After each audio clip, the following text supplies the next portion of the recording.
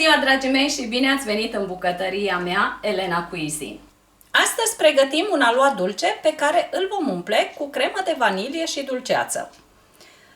Ingredientele pentru această rețetă sunt 1 kg de făină albă, 150 de g de unt nesărat, 150 de g de zahăr, 550 ml lapte, 2 ouă, 14 g de drojdie uscată, aceasta este echivalent cu 50 de g de drojdie proaspătă, o lingură de zahăr vanilat, o lingură de cardamon și un praf de sare. Într-o creatiță punem untul la topit. Amestecați tot timpul un unt, pentru ca untul să nu devină brun. Incorporăm și laptele, zahărul și mai lăsați laptele cu untul aproximativ 20-25 de secunde. Laptele nu trebuie să fie fierbinte. În bolul unui robot de bucătărie punem făina. Eu am aici o făină de calitate.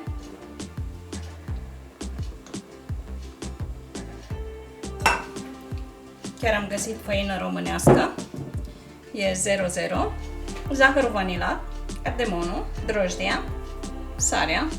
Amestecăm puțin ingredientele. Încorporăm ouăle. Treptat încorporez laptele, untul și zahărul. După cum v-am spus, laptele nu trebuie să fie fierbinte.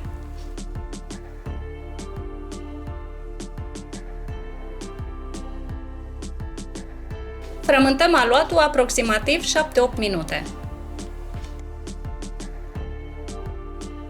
Am transferat aluatul într-un alt bol. Peste am să pun folie alimentară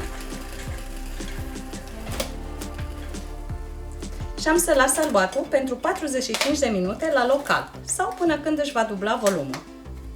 Pentru a umple aluatul avem nevoie de dulceață, puteți să folosiți orice dulceață doriți dumneavoastră, cremă de vanilie. Pentru crema de vanilie am să vă las link-ul în descriere. Uitați cum arată aluatul după 45 de minute. Dacă ești pentru prima dată pe canalul meu de YouTube și dacă îți place ceea ce vezi, nu uita să te abonezi, nu uita să activezi clopoțelul pentru a primi toate notificările de la mine. Sper să te văd data viitoare pe canalul meu. Mulțumesc! Am să îndepărtez folia alimentară, presar puțină făină,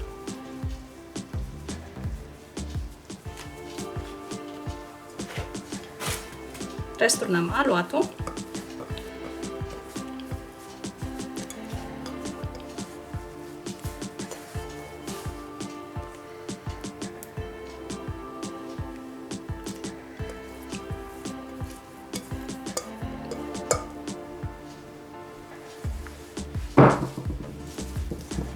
modelez foarte puțin.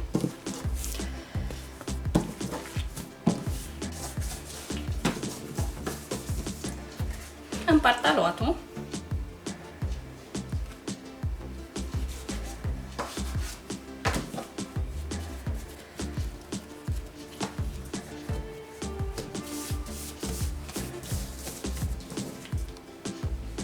Acoperim aluatul să nu se formeze coaja. Lucrăm cu una din bile. Întindem aluatul.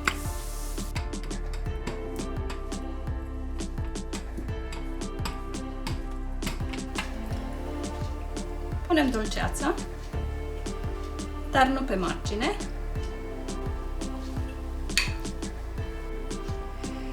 Puneți dulceață pe ambele părți.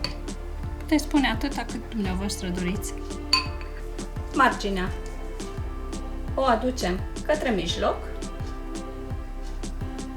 Presați.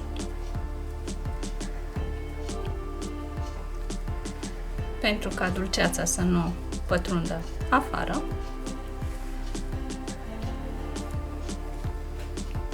Venim cu cealaltă jumătate. La fel, presăm înăuntru.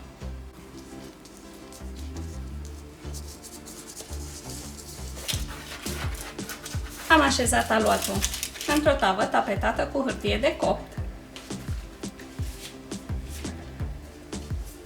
Crema de vanilie am transferat-o într-un poș. În mijloc punem crema de vanilie și la fel am să continui până când am să termin tot aluatul. Dragii mei, lăsăm tava la loc cald pentru încă 15 minute.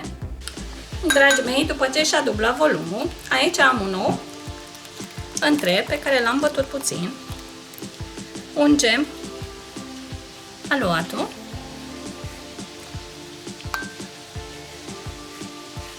Dragii mei, punem tava în cuptorul preîncălzit la 175 de grade pentru 20 de minute. Dragii mei, am terminat de copt, am să le las puțin la răcit, timp în care ne vom ocupa de glazura. Pentru glazură avem nevoie de 150 de grame de zahăr pudră și o lingură și jumătate de apă. Peste zahărul pudră turnăm treptat apa, amestecăm.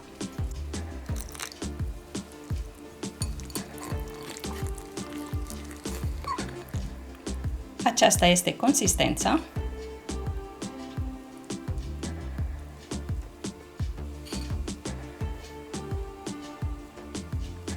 Glazura.